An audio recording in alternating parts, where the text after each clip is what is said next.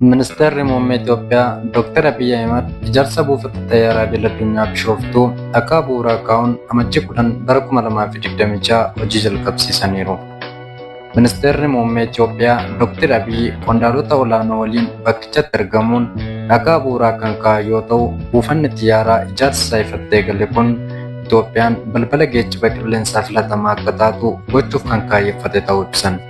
Fuula miidiyaa hawaasaa isaanii irratti akka ibsanitti buufanni xiyyaaraa idil-addunyaa Bishooftuu ijaarsi isaa sanbata ifattee eegale kun Afrikaa irraa piroojeektii misoomaa geejjibaa qilleensaa isa guddaadha. Buufanni xiyyaaraa idil-addunyaa kun magaalota Finfinnee irraa kiiloomeetira 40 irratti kan argamtu Bishooftuutti kan ijaaramu yoo ta'u, ijaarsi isaa gulantaan jalqabaa yeroo xumuramu waggaatti imaltoota miliyoona 60 simata jedhame. Ijaarsi buufata xiyyaaraa addunyaa Bishooftuu kun guutummaatti gaafa xumuramu Itoophiyaa qofa osoo hin taane ardii Afrikaa buufataalee geejjiba qilleensa filatamoo ta'an keessaa tokko akka ishee taasisu ibsan Ministeerri muummee Itoophiyaa Dr. Abiy Ahimad. Rakkoo loojistikii Itoophiyaa furuuf faayidaa guddaa kan qabu akka ta'e simaniiru. Dabaluunis ijaarsi buufata xiyyaaraa kun gaafa xumuramu waggaatti imaltoota miliyoona 110 simachuuf dandeettii akka qabaatu simaniiru.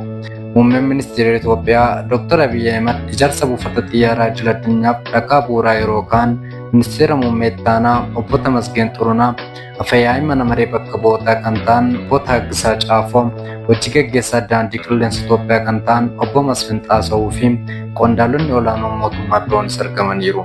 Buufanni xiyyaaraa kun daldala alaa, turizimii fi investimentii akka saffisiisuuf akka itti abdatame hojii gaggeessaa olaanaan garee daandii qilleensa Itoophiyaa obbo Masfin Xaasawoo sagantaa jalqabsiisaa isaa irratti dubbataniiru. Ijaarsa buufata xiyyaaraa kanaaf maallaqni doolaara Ameerikaa biliyoona 12.5 ta'uu kan barbaachisu yoo ta'u, kana keessaa 30% daandii qilleensichaa kan uwwisu ta'a. 70% immoo liqaadhaan kan uwwifamu ta'a jedhan hojii gaggeessaan olaanaa garee daandii qilleensa Itoophiyaa obbo Masfin Xaasawoo.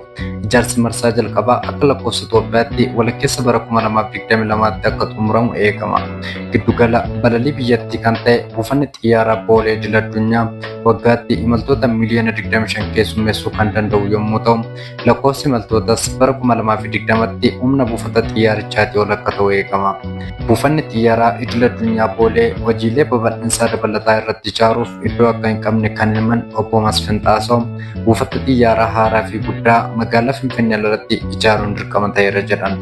Kanaafis buufanni xiyyaaraa haaraan kun lafa hektaara 3,809 irratti kan ijaarame akka ta'e himaniiru.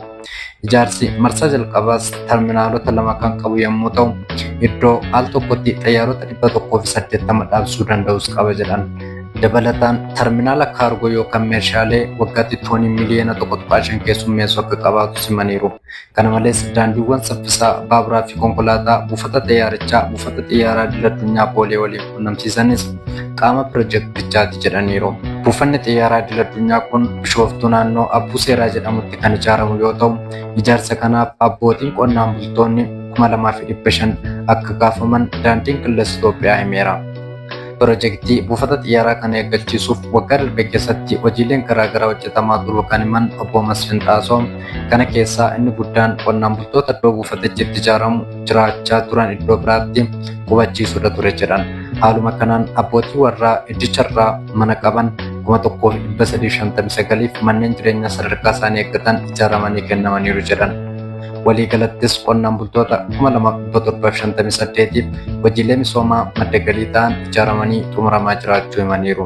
Dizaayiniin buufata xiyyaarichaa teessuma lafa Itoophiyaa jiruu fi aadaa hawaasa naannichaa akka calaqqisiisutti hojjetame kan jedhan hojii gaggeessichi buufanni xiyyaarichaa guddina dinagdee hawaasaa naannoo fi faayidaa guddaa akka qabu carraa hojiis akka uumamaniiru.